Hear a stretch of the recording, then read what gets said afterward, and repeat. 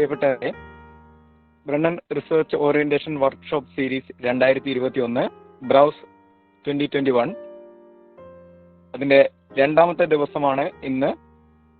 അപ്പോൾ ഇന്നത്തെ ദിവസം വിനീത് സാറിൻ ആണ് കഴിഞ്ഞ ദിവസത്തിന്റെ തുടർച്ചയായിട്ടുള്ള ഭാഗങ്ങൾ കൈകാര്യം ചെയ്യുന്നത്. വിനീത് സാറിനെ ഇൻവൈറ്റ് ചെയ്യുന്നതിന് വേണ്ടി നമ്മുടെ ക്ഷണിക്കുന്നു. Good evening all. Government Brennen കോളേജിൽ PG department of commerce conduct ചെയ്യുന്ന രണ്ടാമത്തെ റിസർച്ച് ഓറിയൻറ്റേഷൻ വർക്ക്ഷോപ്പ് സീരീസാണ് ഇന്നിവിടെ നടക്കുന്നത്. നമ്മുടെ റിസോഴ്സ് പേഴ്സൺ ആയിട്ടുള്ളത് ബഹുമാനപ്പെട്ട ഡോക്ടർ വിനീത് KM സാറാണ്. സാറിനെ ഈ പ്രോഗ്രാമിലേക്ക് സ്വാഗതം ചെയ്യുന്നു. അതോടൊപ്പം തന്നെ ഈ പ്രോഗ്രാമിൻ്റെ കോർഡിനേറ്റർ ആയിട്ടുള്ള Suresh sir, commerce department HOD Santhosh sir, മറ്റ് ടീച്ചേഴ്സ്, അതോടൊപ്പം ഇന്ന് ഈ പ്രോഗ്രാമിൽ എത്തിച്ചേർന്നിട്ടുള്ള ബാക്കി എല്ലാ മെമ്പേഴ്സിനെയും സ്നേഹപൂർവ്വം സ്വാഗതം ചെയ്യുന്നു. ഒപ്പം ഈ വർക്ക്ഷോപ്പ് സീരീസ് പ്രസന്റ് ചെയ്യുന്നതിനായി ആദരപൂർവ്വം വിനീത് സാറിനെ ക്ഷണിക്കുന്നു. Thank you. Respected organizers and dear participants. പ്രിയപ്പെട്ട കുട്ടികളെ, നമ്മൾ ഇന്ന് പ്രധാനമായിട്ടും പറയാൻ ഉദ്ദേശിക്കുന്നത് ഒരു ടോപ്പിക്ക് നമ്മുടെ കിട്ടി. അത് എന്തും ആയിക്കോട്ടെ, മാർക്കറ്റിങ്ങോ ഫിനാൻസോ എന്തോ ആയിക്കോട്ടെ, പ്രൈമറി ഡേറ്റ അല്ലെങ്കിൽ ക്രോസ് സെക്ഷണൽ ഡേറ്റ ഉപയോഗിച്ചിട്ട്, വെറും പ്രൈമറി ഡേറ്റ അല്ല, ഒരു ക്രോസ് സെക്ഷണൽ ഡേറ്റ ഉപയോഗിക്കാനുള്ള ഒരു ടൈപ്പ് ടോപ്പിക്കാണ് നമ്മുടെ കയ്യിലുള്ളതെന്ന് വിചാരിക്കാം. അതാണല്ലോ നിങ്ങൾ കൂടുതലും പ്രിഫർ ചെയ്യുന്നത്. നിങ്ങളെന്നല്ല, നിങ്ങളുടെ ഇവാലുവേറ്റേഴ്സും എല്ലാവരും പ്രിഫർ ചെയ്യുന്നത് അതാണ്. അപ്പോൾ പിന്നെ നമ്മൾ അതിൻ്റെ വഴിക്ക് പോകും. അങ്ങനെ കിട്ടിയെന്ന് വിചാരിക്കാം.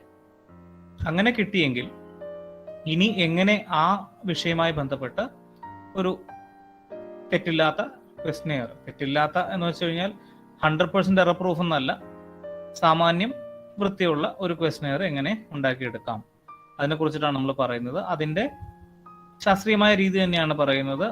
It is applicable to all levels of research. But again the problem is that your expertise and your exposure and your level depends. For example, if it's a UG level project, we can limit to an extent. But if it's a PG or a research level project, you should go maximum.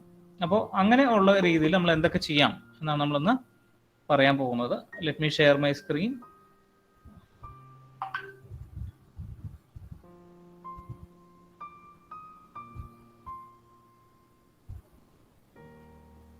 With the blessings of my teachers, I begin this 180th session.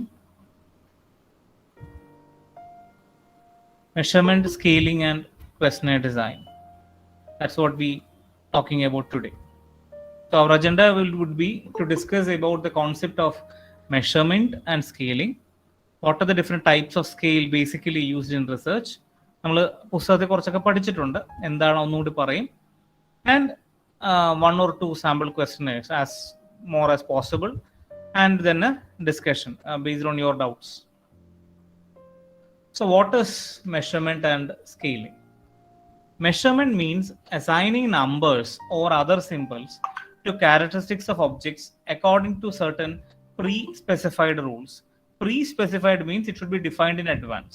Before measurement itself you should do it. That is better.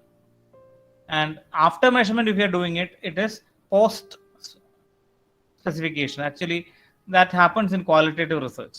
We collect the data and then we code it.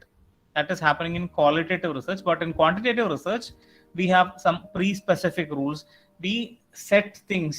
നമ്മൾ കുഴി ഒരുക്കി കാത്തിരിക്കുകയാണ്, ആ കുഴിയിലേക്ക് കൃത്യമായിട്ട് വീഴാനുള്ളതൊക്കെ വീണോളൂ. We want that way. Then only our purpose is served. So, how can you frame a structure in which data can be collected? That is actually measurement. And one-to-one correspondence between the numbers and the characteristics being measured. For example, you might have seen that in some questionnaires they will be asking about gender, male, female, others ennundavu. So suppose you are giving a code of 1, 2 and 3 for them, 1 for male, 2 for female, 3 for others. If you are giving it, that is a one-to-one correspondence, and you are not supposed to change that correspondence throughout the study.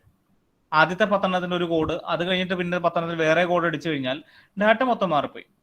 So you are to keep it as it is. Uniform standardized methods should be followed. So the rules for assigning numbers should also be standardized and applied uniformly. Rules must not change over objects or time. As long as possible, we will keep our rules intact.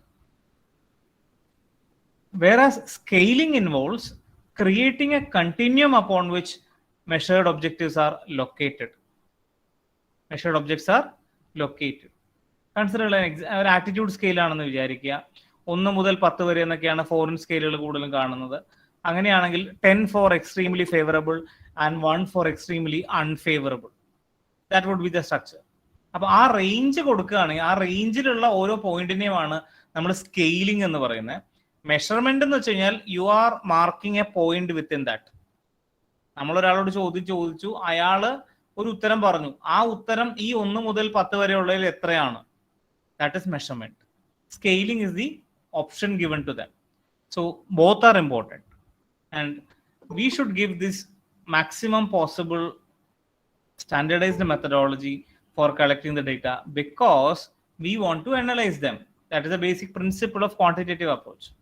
And again, to continue from the inaugural address, ഇന്നലെ പറഞ്ഞതുപോലെ quantitative റിസർച്ചിന്റെ ന്യൂനതയും അത് തന്നെയാണ്. എല്ലാം അളക്കാൻ പറ്റും എന്നുള്ള ഒരു positivist അപ്രോച്ചിലാണ് നമ്മൾ ചെയ്യുന്നത്. പക്ഷെ എല്ലാം ഒന്നും അളക്കാൻ പറ്റില്ല. So that there is A limitation. But we normally ഇപ്പോൾ നമ്മൾ ചോദിക്കും, നിങ്ങൾക്ക് എന്നോട് ഇഷ്ടമുണ്ടോ? ഉണ്ടെങ്കിൽ 1 to 5 എത്ര മാർക്ക് കൊടുക്കുക ഇഷ്ടത്തിന് എന്ന് ചോദിച്ചു കഴിഞ്ഞാൽ അങ്ങനെയാണ് ക്വാണ്ടിറ്റേറ്റീവ് റിസർച്ച് ചെയ്യുന്നത്. പക്ഷെ അപ്പോൾ ഇഷ്ടം അങ്ങനെ മാർക്കിട്ട് അളക്കാൻ പറ്റുന്ന കാര്യമാണോ? ഇത്രയും ഇഷ്ടം എന്നൊക്കെ നമ്മൾ ചുമ്മാ സാങ്കല്പികമായിട്ട് പറയാറില്ലേ? അതെങ്ങനെ ക്വാണ്ടിറ്റേറ്റീവ് ആക്കും? It is difficult. But we do that. For the purpose of our works, we do that. Then that is the limitation of quantitative research. Within that limitation, we can say what we can do. And അടുത്ത ചോദ്യം, എന്തുകൊണ്ട് numbers ഉപയോഗിക്കുന്നു? എന്തുകൊണ്ട് measurement and സ്കെയിലിംഗിൽ നമ്മൾ നമ്പറുകളാണ് അവിടെ ഉപയോഗിക്കുന്നത്? എന്തുകൊണ്ട് അത് ഉപയോഗിക്കുന്നു? Because numbers permit statistical analysis. കിട്ടുന്ന ഡാറ്റ സ്റ്റാറ്റിസ്റ്റിക്കലി അനലൈസ് ചെയ്യാനായിട്ട് നമ്പേഴ്സ് ആണെങ്കിലാണ് എളുപ്പം. കണ്ടന്റ് അനാലിസിസ് പോലുള്ള ടൂളുകൾ ഉപയോഗിച്ചിട്ട് നമുക്ക് നമ്പർ അല്ലാത്തതിന്റെ അനലൈസ് ചെയ്യാം, അതിൽ കുഴപ്പമൊന്നുമില്ല. പക്ഷെ അതെല്ലാം ക്വാളിറ്റേറ്റീവ് ടൂളുകളാണ്, ക്വാണ്ടിറ്റേറ്റീവ് ടൂളുകളല്ല. Hope you understand. അപ്പോൾ നമ്മൾ ക്വാണ്ടിറ്റേറ്റീവ് റിസർച്ചിൽ നിൽക്കുമ്പോൾ വി നീഡ് ക്വാണ്ടിറ്റേറ്റീവ് ഇൻഫർമേഷൻ. നമുക്ക് നമ്പേഴ്സ് തന്നെയാണ് എപ്പോഴും വേണ്ടത്. Second, numbers facilitate the communication of rules and results. For example, ഒരു ഈ പറഞ്ഞ ആറ്റിറ്റ്യൂഡ് സ്കെയിലിൽ 1 to 5 എന്നാണ് നമ്മൾ കൊടുക്കുന്നത് വെച്ചാൽ 5 for most favorable and 1 for most unfavorable ആണെങ്കിൽ any value closer to 5 means favorable. Any value closer to 1 means less favorable. കേൾക്കുന്നവർക്കൊക്കെ വേഗം മനസ്സിലായി. നമ്പർ കേൾക്കുമ്പോൾ കാര്യങ്ങൾ മനസ്സിലാക്കാൻ ഇത്തിരി എളുപ്പമാണ്. അങ്ങനെ തന്നെയാണ് പറ്റിക്കുന്നത്, നമ്പർ പറഞ്ഞ് പറ്റിക്കുന്നതും. എന്നാലും numbers are easy to communicate. It makes sense easily. Then when we go into scaling, സ്കെയിലിങ്ങിന് 4 സ്വഭാവ ഗുണങ്ങളുണ്ടെന്നാണ് പറയുന്നത്. ഒന്ന്, ഡിസ്ക്രിപ്ഷൻ. ഡാറ്റയെ ഡിസ്ക്രൈബ് ചെയ്യാൻ അതിന് സാധിക്കണം. ആസ് ഐ സെഡ്, ഇപ്പൊ ജെൻഡർ എന്നൊരു വേരിയബിൾ എടുക്കുന്നു, അതിന് 1 for male, 2 for female, 3 for others എന്ന് നമ്മൾ കോഡൊക്കെ നിശ്ചയിക്കുന്നു, ഡാറ്റ കളക്ട് ചെയ്യുന്നു. എത്ര 1 ഉണ്ട്, എത്ര 2 ഉണ്ട്, എത്ര 3 ഉണ്ട്, U can count it and it describes the data. അപ്പോൾ ഡിസ്ക്രിപ്ഷൻ ഫംഗ്ഷൻ ആണ് ഏറ്റവും ക്ലാസിക്കൽ ആയിട്ടുള്ള ഫംഗ്ഷൻ. അടുത്ത ലെവൽ ഓഫ് ക്യാരക്ടറിസ്റ്റിക് എന്ന് പറയുന്നത് ഓർഡർ ആണ്. There is a disturbance. Please mute your mic. Okay. Order is the next feature. Order ഉണ്ടോ ഇല്ലയോ, അതായത് 1 for male, 2 for female, 3 for others എന്ന് പറയുമ്പോൾ 1 superior ആണോ? If you have such a question, that is the importance of order. സത്യത്തിൽ ജെൻഡറിൽ 1 is not superior, 2 is also not superior, 3 is also not superior. എല്ലാവരും ഒരുപോലെയാണ്. So അവിടെ order relevant അല്ല. ചില മെഷർമെന്റിൽ order relevant അല്ല, ചില മെഷർമെന്റിൽ ഓർഡർ റെലവെന്റ് ആണ്. ഫോർ എക്സാമ്പിൾ അത് ഫസ്റ്റ് പ്രിഫറൻസ് സെക്കൻഡ് പ്രിഫറൻസ് ആണെന്ന് വിചാരിക്കുക, അല്ലെങ്കിൽ ഫസ്റ്റ് റാങ്ക് സെക്കൻഡ് റാങ്ക് എന്നാണെന്ന് വിചാരിക്കുക. അപ്പൊ എന്ത് പറ്റി? Order is important. അപ്പൊ അങ്ങനെയും മെഷർമെന്റ്സ് ഉണ്ട്. That is the next level of the feature of data or scaling. അടുത്ത പ്രശ്നം, റാങ്ക് ശരിയാണ്, അത് ഇമ്പോർട്ടൻ്റ് ആണ്. പക്ഷെ 1ഉം 2ഉം തമ്മിലുള്ള അകലവും 2ഉം 3ഉം തമ്മിലുള്ള അകലവും തുല്യമാവണമെന്നില്ല. ഒരു ഓട്ട മത്സരമാണെന്ന് വിചാരിക്കുക. ഒന്നാമത്തെ ആളും രണ്ടാമത്തെ ആളും തമ്മിലുള്ള വ്യത്യാസം ചിലപ്പോൾ 1 സെക്കൻഡ് ആയിരിക്കും.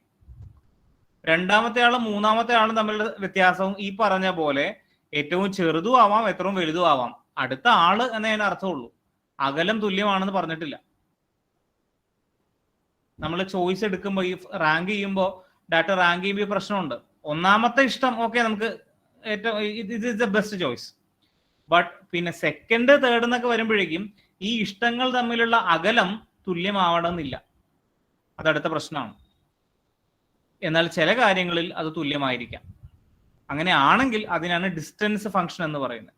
The distance between two measurements, whether it is assumed to be equal or not. Then നാലാമത്തെ സ്വഭാവം എന്ന് പറയുന്നത് ഒറിജിൻ. ഇതിനൊരു ന്യൂട്രൽ പോയിന്റ് ഉണ്ടോ? Zero, meaning zero or neutral value. Zero തന്നെ വേണമെന്ന് നിർബന്ധമില്ല. ഫോർ എക്സാമ്പിൾ, നമുക്ക് ഏറ്റവും കൂടുതൽ കേട്ട് പരിചയമുള്ള ലിക്കേർഡ് സ്കെയിൽ എന്ന് പറയുന്നത് നമ്മൾ 1 2 3 4 5 എന്നാ കോഡ് ചെയ്യുന്നത്. അതിന് ന്യൂട്രൽ വാല്യൂ 3 ആണല്ലോ. 3 ആണെങ്കിലും വിരോധമൊന്നുമില്ല. പക്ഷെ ഒരു മീനിങ് ഫുൾ ന്യൂട്രൽ വാല്യൂ ഉണ്ടായിരിക്കണം. ഉണ്ടെന്നാണെങ്കിൽ that's a good function. If you have a meaningful neutral value, that's a good function, good feature. അപ്പൊ 4 ലെവലിലാണ് ഡാറ്റയുടെ സ്വഭാവങ്ങൾ ഇരിക്കുന്ന മെഷർമെന്റിൽ.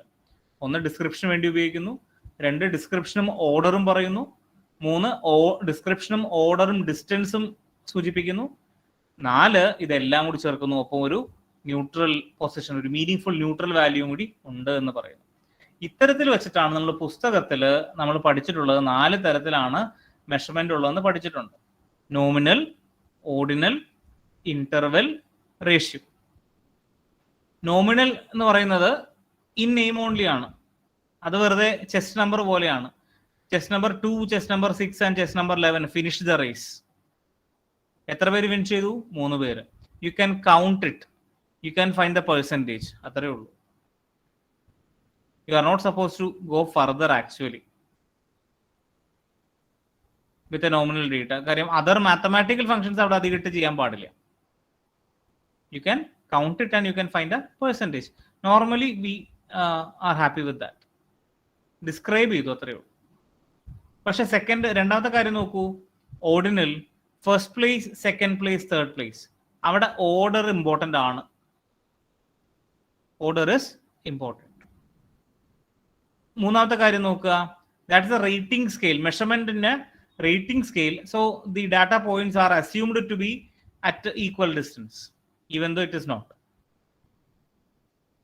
നമ്മൾ ഈ ലിക്കേർഡ് സ്കെയിലൊക്കെ നമ്മൾ പൊതുവെ സ്ട്രോങ്ലി എഗ്രി അതിനെയൊക്കെ ഇന്റർവൽ സ്കെയിൽ ആയിട്ടാണ് വിളിക്കുന്നത്. Then we come to ratio scales. That is the time to finish in seconds, or your age, your income.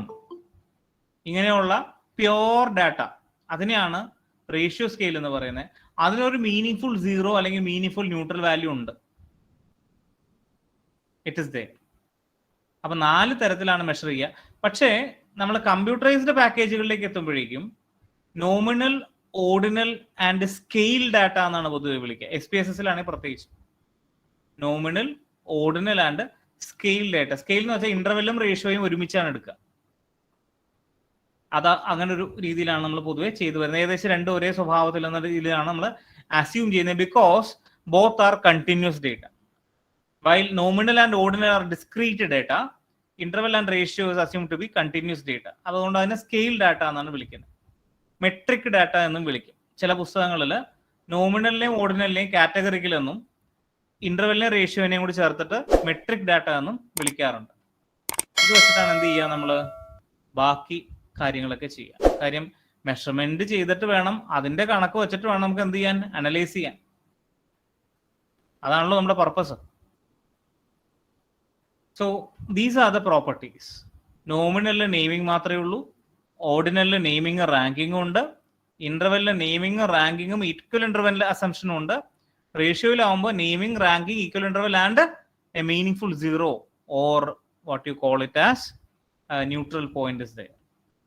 അവിടെ ഞാൻ പറഞ്ഞു ഫസ്റ്റ് 2 കേസ് ഡിസ്ക്രീറ്റ് ആയിട്ടാണ് അസ്യൂം ചെയ്യുന്നത്, whereas the last 2 cases are assumed to be continuous. So more mathematical tools are applicable.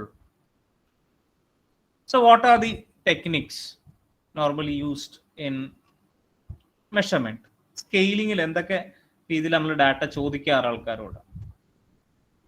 ഏറ്റവും പ്രധാനപ്പെട്ട നമ്മൾ പറയുന്നത് comparative സ്കെയിൽസും പറയാറുണ്ട്, നോൺ കമ്പാരിറ്റീവ് സ്കെയിൽസും പറയാറുണ്ട്. കമ്പാരിറ്റീവ് എന്ന് വെച്ച് കഴിഞ്ഞാൽ എന്തുമായിട്ടോ കമ്പയർ ചെയ്ത് പറയുന്നത്, അങ്ങനെ കമ്പാരിസൺ ഒന്നും ഇല്ലാതെ പറയുന്നതിനാണ് നോൺ കമ്പാരിറ്റീവ് എന്ന് പറയുന്നത്. അപ്പൊ ഇതിൽ ചിലത് നമ്മൾ പ്രൊസീജിയേഴ്സ് ഒരുപാടുണ്ടെങ്കിൽ മാർക്കറ്റിംഗ് റിസർച്ച് പുസ്തകങ്ങൾ നോക്കി കഴിഞ്ഞാൽ ഇങ്ങനെ ഒരുപാട് കാണും, പക്ഷെ ഇതെല്ലാം ഒന്നും നമ്മൾ ഉപയോഗിക്കാറില്ല. ഇതിൽ തന്നെ ഞാൻ തന്നെ പറയാമല്ലോ, നമുക്ക് ഏറ്റവും കൂടുതൽ ഉപയോഗം വരുന്നത് റാങ്ക് ഓർഡർ സ്കെയിൽസും ലിക്കേർഡ് സ്കെയിലും ആണ് ഏറ്റവും കൂടുതൽ നമ്മൾ ഉപയോഗിക്കുക. ബാക്കിയുള്ളതൊക്കെ ചുമ്മാ ഇങ്ങനെ വെറുതെ പറയാന്നുള്ളൂ. ഫസ്റ്റ് മെത്തേഡ് നോക്കാം, പെയർഡ് കമ്പാരിസൺ. ഇവിടെ 4 ബ്രാൻഡ് ഷാംപൂസിനെ പെയർ ആക്കിയിട്ട് കമ്പയർ ചെയ്തേക്കാണ്. അപ്പൊ കോളത്തിൽ 1 വന്ന അതിന്റെ അർത്ഥം ആ കോളത്തിലുള്ള ബ്രാൻഡ് മറ്റേ ബ്രാൻഡിനേക്കാൾ പ്രിഫർ ചെയ്യുന്നു എന്നാണ്. അപ്പൊ ജിർമാർക്ക് എന്ന് പറയുന്നത് ഹെഡ് ആൻഡ് ഷോൾഡേഴ്സ് ഒഴിച്ച് ബാക്കി എല്ലാ ബ്രാൻഡിനേക്കാൾ പ്രിഫർ ചെയ്യുന്നു. ഫിനസ് എന്ന് പറയുന്നത് ഹെഡ് ആൻഡ് ഷോൾഡേഴ്സും ജിർമാർക്കും ഒഴിച്ച് ബാക്കി എല്ലാ ബ്രാൻഡിനേക്കാൾ പ്രിഫർ ചെയ്യുന്നു.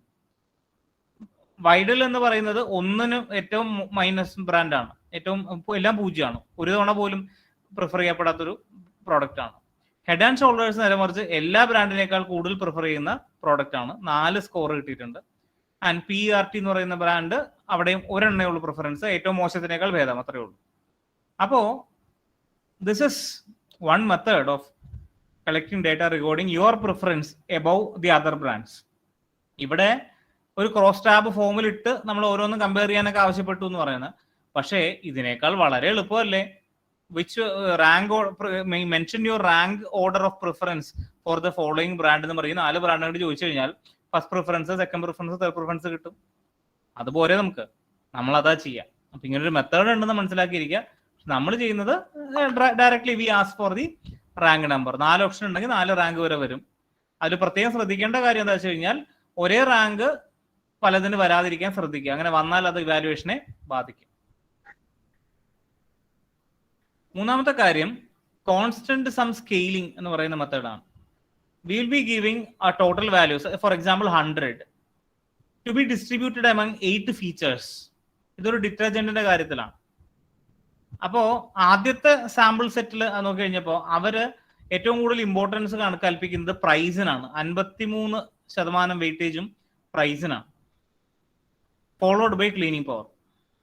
രണ്ടാമത്തെ സെഗ്മെന്റ് വരുമ്പോഴേക്കും ക്ലീനിങ് പവറിനാണ് പരമാവധി വെയിറ്റേജ്, ഫോളോഡ് ബൈ പ്രൈസ്. മൂന്നാമത്തെ സെഗ്മെന്റ് എത്തുമ്പോഴേക്കും ആകെ കൺഫ്യൂഷനായി. മോയ്സ്ചറൈസിങ്ങിനും ക്ലീനിങ് പവറിനും ലെയ്ത്തറിനും ഒക്കെയാണ്, ഫ്രാഗ്രൻസിനും ഒക്കെയാണ് ഇമ്പോർട്ടൻസ്, പ്രൈസ് ഒരു വിഷയമേ അല്ലാത്ത പോലെയാണ്. So the classification or the cluster of the sample is important here, and that is why it is more deep to be analysed. അങ്ങനെ വരുമ്പോൾ we choose some other methods to again get into more data. ഇതിനെ അപ്പൊ നമ്മൾ segment തിരിച്ചു, cluster ആയിട്ട് തിരിച്ചിട്ടാണല്ലോ ചെയ്യുന്നത്. അപ്പൊ segment തിരിക്കുന്നതിന് വേണ്ടി തന്നെയാണ്. പക്ഷേ again this kind of a measurement is complicated for us. That is why even for whatever be the case, we try to use Likert scale examples. Q-sort and other procedures again അവിടെ ചെയ്യുന്നത് എന്താ വെച്ച് കഴിഞ്ഞു കഴിഞ്ഞാൽ ഇതുപോലെ തന്നെ weightage വെച്ചിട്ട് തരംതിരിക്കാൻ പറയും. നമ്മൾ 100 കാര്യങ്ങൾ ചോദിച്ചിട്ട് ഇതിനെ ഓരോന്നിനൊപ്പം എഗ്രീയിങ് ഇത്ര എണ്ണം നോട്ട് എഗ്രീയിങ്, ഇത്ര എണ്ണം ഡിസഗ്രീയിങ്, അങ്ങനെ തരംതിരിക്കാൻ പറയും. അതും ഈ ചോദ്യകർത്താവിന് ബുദ്ധിമുട്ടുണ്ട പോലെ തന്നെ ചോദ്യം സ്വീകരിക്കപ്പെടുന്ന ആൾക്കും വളരെ ബുദ്ധിമുട്ടുണ്ടാക്കുന്ന കാര്യം തന്നെയാണ്. അതുകൊണ്ട് ഇതും അത്ര പോപ്പുലർ മെത്തേഡൊന്നും അല്ല. ഏറ്റവും പോപ്പുലർ ആയിട്ടുള്ള, ഏറ്റവും ആൾക്കാർക്ക് കേട്ടാൽ മനസ്സിലാവുന്ന മെത്തേഡുകളിലൊന്നാണ് ലിക്കേർഡ് scale. In the final form, Likert scale is a 5 or 7 point scale which is used to allow the individual to express how much they agree or disagree with a particular statement. നമ്മളൊരു statement പറയും, ഒന്നിലധികം statements ഓരോന്നായിട്ട് പറയും. ഓരോന്നിനോടും ഇവർ യോജിക്കുന്നുണ്ടോ എന്നുള്ളത് ഒരു range വെച്ചിട്ട് അവർക്ക് പറയാൻ പറ്റും. വെറുതെ യെസ് ഓർ നോ അല്ല. Strongly agree, agree, neutral, disagree, strongly disagree. Minimum 5 point എങ്കിലും നമ്മൾ കൊടുക്കാറുണ്ട്, so that it is meaning full. ഇനി എന്തുകൊണ്ട് ഈ 3 പോയിന്റ് കൊടുക്കുന്നു എന്ന് ചോദിച്ചു കഴിഞ്ഞാൽ, അല്ലെങ്കിൽ 3, 5, 7 ഒക്കെ കൊടുക്കുന്നു വെച്ച് കഴിഞ്ഞാൽ, വൈ? ബിക്കോസ് സ്കെയിൽ എപ്പോഴും ബാലൻസ്ഡ് ആയിരിക്കണം. നമ്മളൊരു ത്രാസ് എപ്പോഴും എന്താണ്, ഒരേ ലെവലിൽ നിൽക്കണം. 2 സൈഡ് ഒരേപോലെ നിന്നാലേ ആ അളവ് ശരിയാവുള്ളൂ. അപ്പോൾ നടുക്ക് ന്യൂട്രൽ പോയിന്റ്, അപ്പൊ 2 എണ്ണം അപ്പുറത്തേക്ക് 2 എണ്ണം ഇപ്പുറത്തേക്ക്, അപ്പൊ 5 പോയിന്റ് സ്കെയിൽ. നടുക്ക് ന്യൂട്രൽ പോയിന്റ് 3 എണ്ണം അപ്പുറത്തേക്ക് 3 എണ്ണം ഇപ്പുറത്തേക്ക്, അപ്പൊ 7 പോയിന്റ് സ്കെയിൽ. നടുക്ക് ന്യൂട്രൽ പോയിന്റ് 4 എണ്ണം അപ്പുറത്തേക്ക് 4 എണ്ണം ഇപ്പുറത്തേക്ക് 9 പോയിന്റ് സ്കെയിൽ. നിങ്ങൾ റിസർച്ച് പേപ്പറുകളൊക്കെ വായിക്കുമ്പോൾ 9 പോയിന്റ് ഉള്ളതൊക്കെ കാണാൻ സാധിക്കും. Preferably V choose odd numbers. എന്തുകൊണ്ടാ വെച്ച് കഴിഞ്ഞാൽ 2 സൈഡും തുല്യമായിരിക്കാൻ വേണ്ടിയിട്ടാണ്. അപ്പോൾ ലിക്കേർഡ് സ്കെയിലിൽ നിങ്ങൾ കുട്ടികൾ ഇതൊന്ന് സ്ക്രീൻഷോട്ട് എടുത്ത് വെക്കുന്നത് നിങ്ങൾക്ക് ഉപകാരപ്പെടും.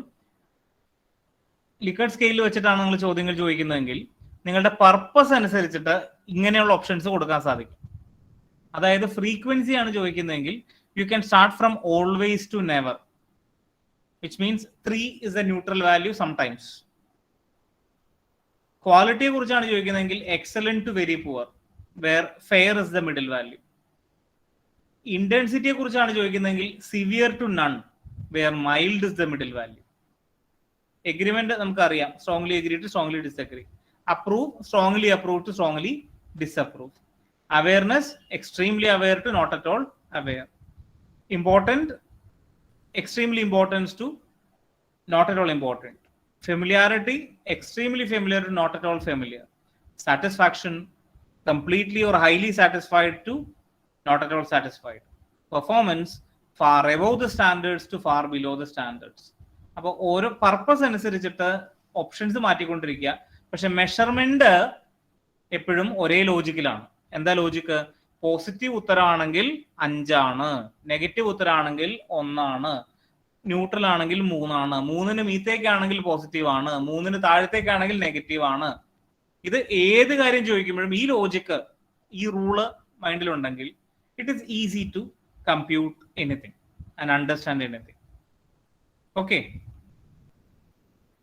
then what you have is 2 more measurements are there which are less popular.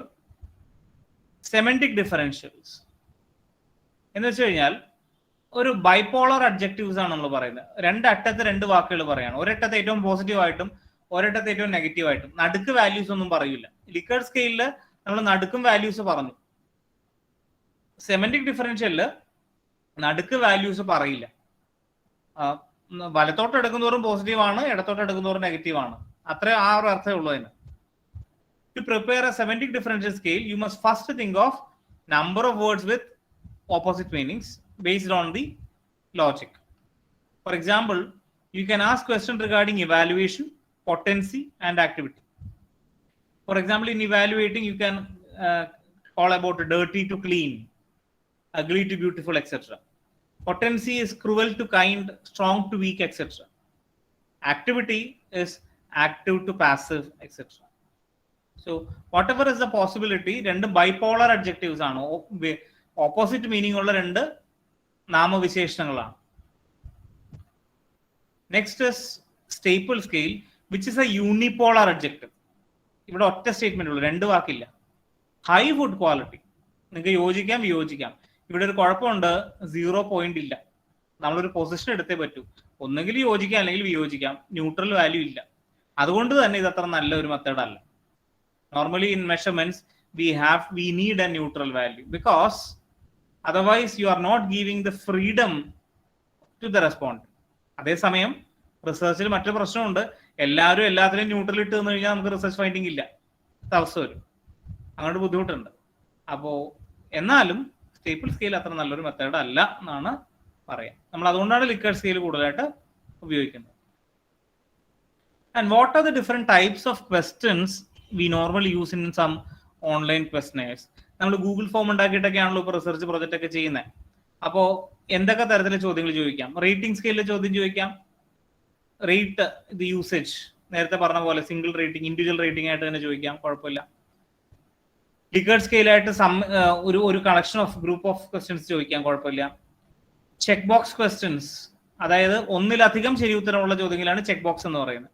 സാധാരണ ചോദ്യങ്ങൾക്ക് റേഡിയോ ബട്ടൺ ആയിരിക്കും, നമ്മൾ വെറുതെ വട്ടം, ഒരു ചെറിയ വട്ടം മാത്രമായിരിക്കും. അതാകുമ്പോൾ ഒരു കറക്റ്റ് ആൻസറേ ഉണ്ടാവുള്ളൂ, ഒരു ആൻസറെ സെലക്ട് ചെയ്യാൻ പറ്റുള്ളൂ. ചെക്ക് ബോക്സ് എന്ന് പറയുമ്പോൾ സ്ക്വയർ ബോക്സ് ആയിരിക്കും, which means you can select more than one box. അപ്പോൾ ചെക്ക് ബോക്സ് ക്വസ്റ്റ്യൻസ് ഉണ്ടാവും, മെട്രിക്സ് ക്വസ്റ്റ്യൻസ് ഉണ്ടാവും. അതൊക്കെയാണ് പൊതുവെ നമ്മൾ ഏറ്റവും കൂടുതൽ റിസർച്ചിന് വേണ്ടി ഉപയോഗിക്കാറ്. ഓപ്പൺ എൻഡഡ് ക്വസ്റ്റ്യൻസും ഡെമോഗ്രാഫിക് ക്വസ്റ്റ്യൻസും റാങ്കിങ് ക്വസ്റ്റ്യൻസും ഉപയോഗിക്കാറുണ്ട്. ഓപ്പൺ എൻഡഡ് ക്വസ്റ്റ്യൻസ് നമ്മൾ കുറയ്ക്കും, കാരണം എന്താ വെച്ച് കഴിഞ്ഞാൽ ആൾക്കാർ ടൈപ്പ് ചെയ്യുന്നത് പല സ്പെല്ലിങ്ങിലായിരിക്കും, പല രീതിയിലായിരിക്കും.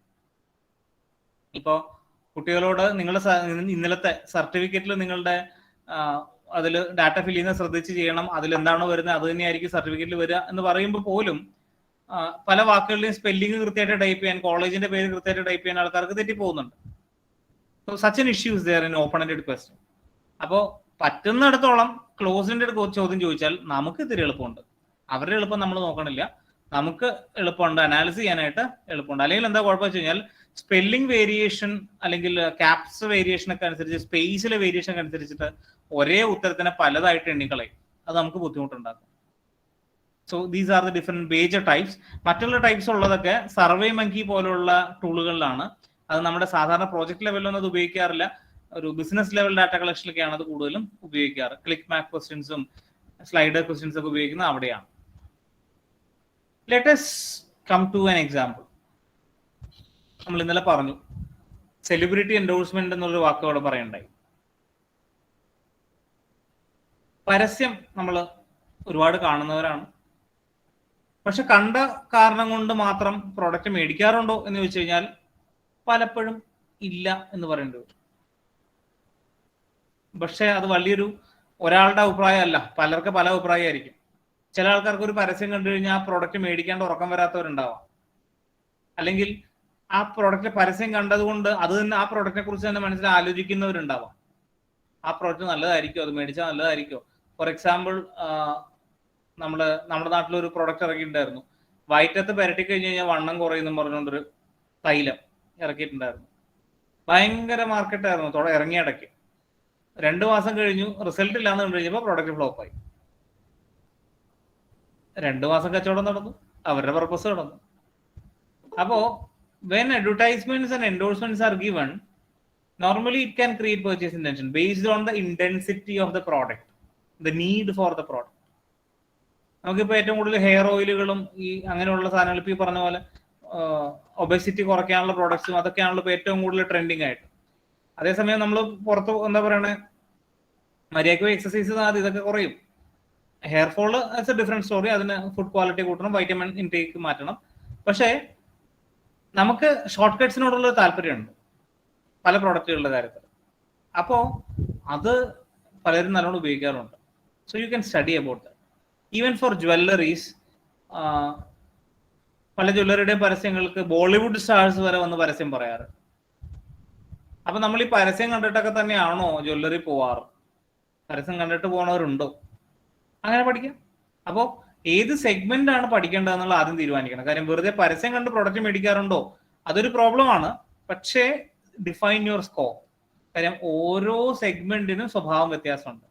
ജ്വല്ലറിയുടെ ഒക്കെ പ്രൊഡക്റ്റ് പരസ്യം കാണുന്ന ഒരാള് പിറ്റേ ദിവസം തന്നെ വേഗം പോയി മേടിക്കാൻ പോകുമെന്ന് വെച്ച് കഴിഞ്ഞാൽ ഇല്ല. അത്രയും പൈസ എല്ലാവരുടെയും കയ്യിലൊന്നും ഇല്ല. നമുക്കറിയാം അതിനെന്ത് വില വരുന്നുള്ളത്. നേരെ മറിച്ച് ഞാൻ കണ്ടത് ഒരു പുതിയ ബൂമർ മിഠായിയുടെ പരസ്യമാണ്. പിറ്റേ ദിവസം ചിലപ്പോൾ മേടിച്ചു തരും. 1 രൂപയുടെ കാര്യമല്ലോ. പണ്ടത്തെ കഥയാണ്. നമ്മൾ സ്കൂളിൽ കാര്യത്തിലാണെങ്കിൽ പരസ്യം കണ്ട പിറ്റേ ദിവസം നമ്മൾ കടയിൽ ചെല്ലും ആ സാധനം മേടിക്കാൻ വേണ്ടിയിട്ട്. അപ്പോഴെന്താ പറയാ, ആ സ്റ്റോക്ക് വന്നിട്ടില്ല, പഴയ സ്റ്റോക്കേ ഉള്ളൂ, എന്നെനിക്ക് വേണ്ട. അത് സംഭവിക്കാറുണ്ട് marketing. So whether the celebrity endorsements create purchase intention, അതാണ് എൻ്റെ റിസർച്ച് പ്രോബ്ലം.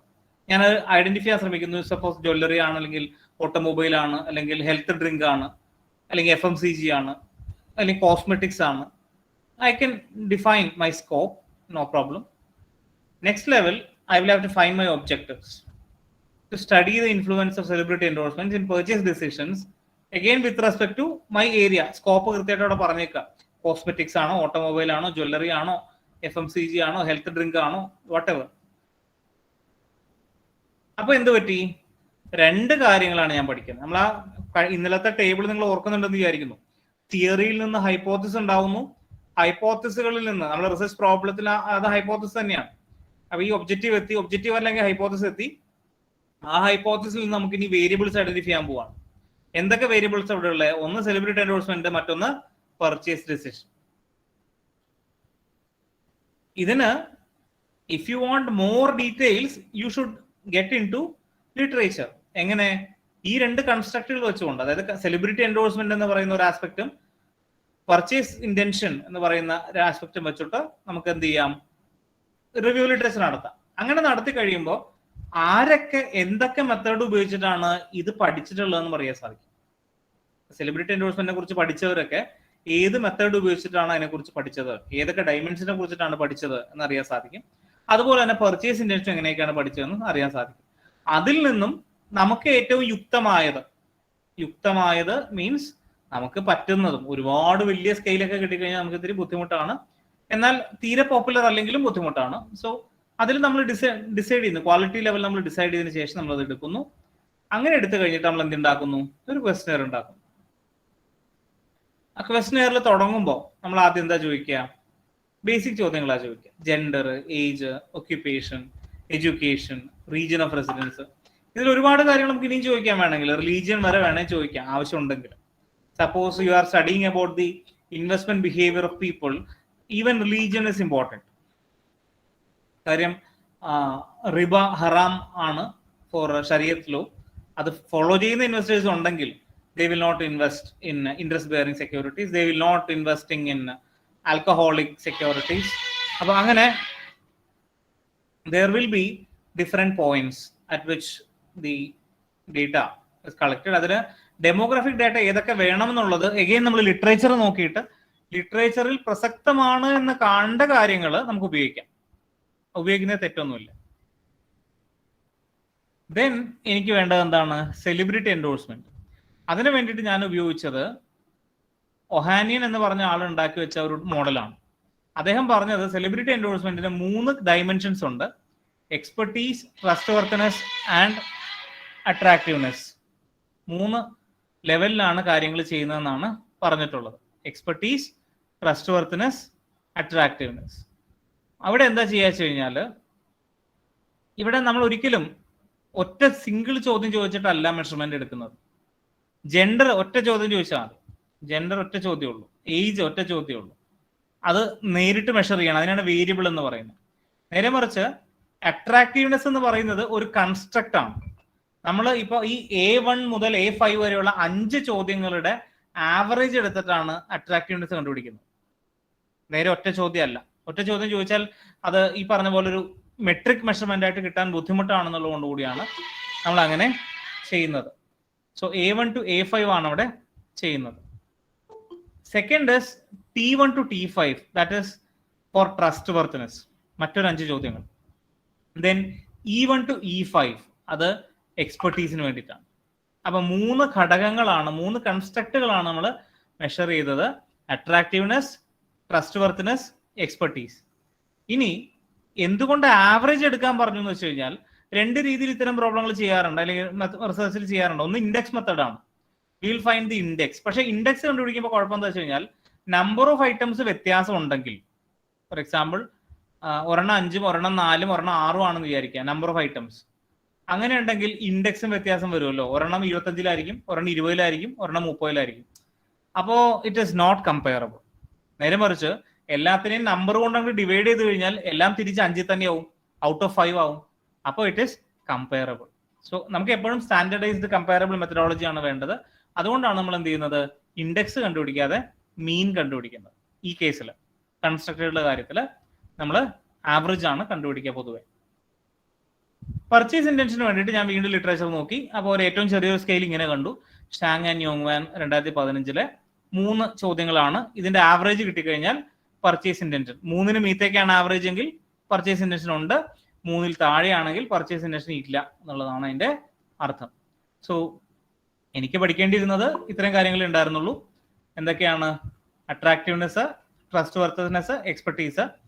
അതോടൊപ്പം എനിക്ക് പഠിക്കേണ്ടിയിരുന്നത് പർച്ചേസ് ഇന്റൻഷൻ. ചോദ്യങ്ങൾ ഉണ്ടാക്കി കഴിഞ്ഞു. അപ്പൊ എത്ര ചോദ്യം ഉണ്ട് എന്റെ ക്വസ്റ്റ്യനറിൽ? 5 ഡെമോഗ്രാഫിക് ചോദ്യങ്ങൾ, 15 സ്റ്റേറ്റ്മെന്റ്സ്, 15 3 18 സ്റ്റേറ്റ്മെന്റ്സ് കഴിഞ്ഞു. ഒരു PG പ്രോജക്റ്റിനൊക്കെ ധാരാളമാണ്. ഇത്രയും കാര്യങ്ങൾ മതി. നമുക്ക് ഇത് ഉപയോഗിച്ച് തന്നെ ഇതേപോലൊരു ക്വസ്റ്റ്യൻ ഉപയോഗിച്ച് എങ്ങനെ അനാലിസ് ചെയ്യാന്നുള്ളത് നമ്മൾ നാളെ പറയും. ഇത്രയും ക്വസ്റ്റ്യൻസ് മതി. കാര്യം ക്വസ്റ്റ്യൻസിന്റെ എണ്ണം ഒരുപാടായി കഴിഞ്ഞാൽ എന്താണ് സംഭവിക്കാന്ന് വെച്ച് കഴിഞ്ഞാൽ you will not get genuine answers.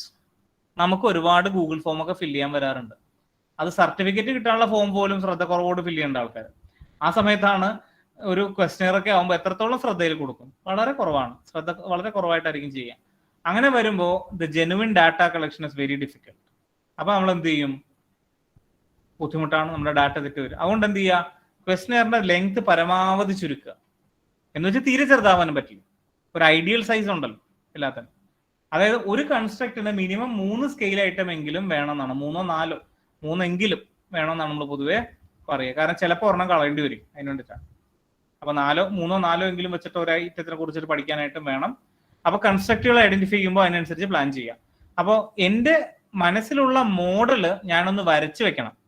എന്നിട്ട് വേണം നമ്മൾ ഈ പദ്ധതിയിലേക്ക് ഇനി പോകാനായിട്ട്. അതാണ് എന്റെ model. Attractiveness, trust worthiness, expertise, purchase intention.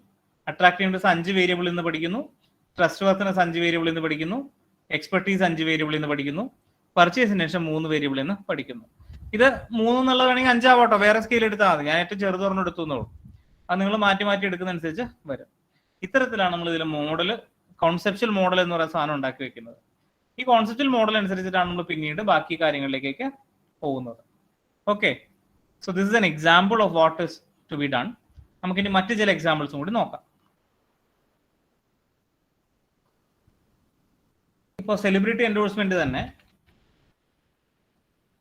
അതിന്റെ SEM models, structural equation models എന്ന് വെറുതെ സെർച്ച് ചെയ്ത് കഴിഞ്ഞാൽ you will get some images. അപ്പൊ തന്നെ നിങ്ങൾക്ക് മനസ്സിലാവും ഇതൊക്കെ തന്നെയാണ് ഏറ്റവും പ്രധാനപ്പെട്ട ടൂൾ എന്ന്.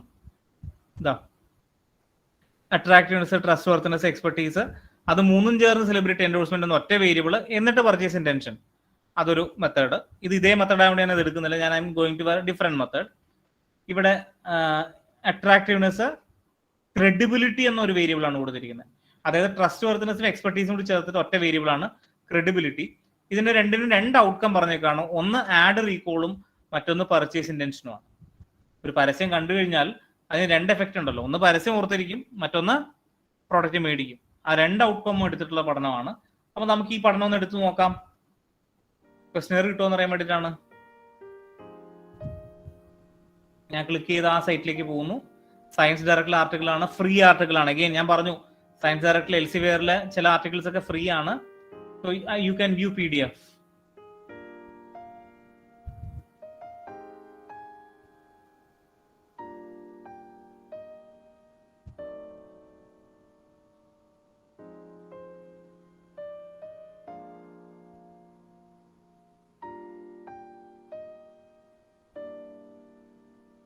അതിന്റെ PDF ഫയൽ നമുക്ക് ഫ്രീ ആയിട്ട് കിട്ടുകയാണ്.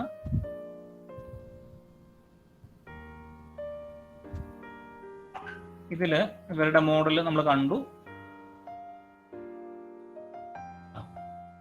Attractiveness of celebrity endorsers, ad recall by consumers, credibility of celebrity endorsers, purchase intention. അപ്പോൾ നമ്മളുടെ സ്വാഭാവികമായിട്ട് മനസ്സിലുള്ള ചോദ്യം ഇതാണ്, അട്രാക്റ്റീവ്നെസ് എങ്ങനെ പഠിക്കും? ഇവരെങ്ങനെയാ പഠിച്ചതെന്നുള്ളത് നോക്കിയിട്ട് ഇവരുടെ പേര് വെച്ച് നമുക്ക് ഇതേ സ്കെയിൽ ഐറ്റംസ് ഉപയോഗിക്കാം, അതിലൊരു കുഴപ്പമില്ല.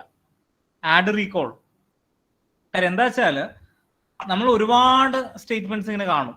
ആഡ് റീകോൾ ഒരുപാട് പേര് പഠിച്ചിട്ടുണ്ടാവും. ഇവർ പഠിച്ചതിൽ ചിലപ്പോൾ ഏറ്റവും നല്ലതായിട്ട് നമുക്ക് തോന്നുന്ന, അല്ലെങ്കിൽ ഏറ്റവും നമുക്കും കൂടി ഉപയോഗിക്കാൻ പറ്റുന്നതെന്ന് തോന്നുന്ന മോഡൽസ് ഉണ്ടാവും. അത് നമുക്ക് അഡോപ്റ്റ് ചെയ്യാം, അതേപടി എടുക്കാം, അവരുടെ പേര് വെക്കണമെന്നേ ഉള്ളൂ. ഇന്ന ആളുടെ ഉപയോഗിച്ചു നമ്മൾ പറഞ്ഞാൽ മതി. അല്ലെങ്കിൽ എന്ത് ചെയ്യുക, you can adopt it from as A combination. ഒരാളുടെ നിന്ന് 2 എടുത്തു, മറ്റാളുടെ നിന്ന് 3 എടുത്ത്, അങ്ങനെ 5 ഉണ്ടാക്കി, നല്ലത് നോക്കി ഉണ്ടാക്കി, അങ്ങനെയും ചെയ്യാം. അപ്പോൾ ഇവിടെ ഇവരെന്താ ചെയ്തെന്ന് കഴിഞ്ഞാൽ ഇവരുടെ മെത്തഡോളജി പോർഷനിൽ ഇവർ പറഞ്ഞിട്ടുണ്ട് ഓരോന്നും എങ്ങനെയാണ് കളക്ട് ചെയ്തത്. അട്രാക്റ്റീവ്നെസ് ഈ 6 സ്റ്റേറ്റ്മെന്റ് ഉപയോഗിച്ചെന്നാണ് അവർ പറഞ്ഞിട്ടുള്ളത്. ഇത് ജ്വല്ലറി അഡ്വർടൈസ്മെന്റിനെ കുറിച്ചിട്ടുള്ള പരസ്യമാണ്. They have used 6 statements. നമുക്കിത് വേണമെങ്കിൽ അഡോപ്റ്റ് ചെയ്യാം. സെലിബ്രിറ്റി ക്രെഡിബിലിറ്റിക്ക് 5 സ്റ്റേറ്റ്മെന്റ്സ് ഉപയോഗിച്ചു എന്ന് പറയുന്നുണ്ട്. ആഡ് റീകോളിന് 5 സ്റ്റേറ്റ്മെന്റ് ഉപയോഗിച്ചിട്ടുണ്ട്. പർച്ചേസ് ഇന്റൻഷനും 5 സ്റ്റേറ്റ്മെന്റ്സ് ഉപയോഗിച്ചിട്ടുണ്ട്. This is what they did. അതൊന്ന് കേട്ടോ. ഇനി ഇതുപോലെ തന്നെ ഞാൻ ഇന്നലെ കാണിച്ചു തന്നില്ലേ, രാജഗിരി മാനേജ്മെന്റ് ജേണൽ, അതിലേക്ക് പോകുന്നു. അതിൽ ഇന്നലെ കണ്ട ആർട്ടിക്കിൾ ഉണ്ട്, ബ്രാൻഡ് അറ്റാച്ച്മെന്റ്, ബ്രാൻഡ് ലവ്. അപ്പൊ എനിക്ക് അങ്ങനെയുള്ള ഓത്തേഴ്സിനൊക്കെ വലിയ ഇഷ്ടമാണ്. കാര്യം ചില ഓത്തേഴ്സ് നമുക്കൊന്നും പറഞ്ഞു തരില്ല. റിസർച്ചിൽ അങ്ങനെ കുറെ ആൾക്കാരുണ്ട്, ചില എല്ലാം അറിയാം പക്ഷെ അവരൊന്നും പറഞ്ഞു തരൂല, നമുക്ക് ഉപകാരം ചെയ്യൂല. അവർക്കറിയാവുന്ന കാര്യം അവരോടൊപ്പം തന്നെ മണ്ണടിയാൻ വേണ്ടി വെക്കും.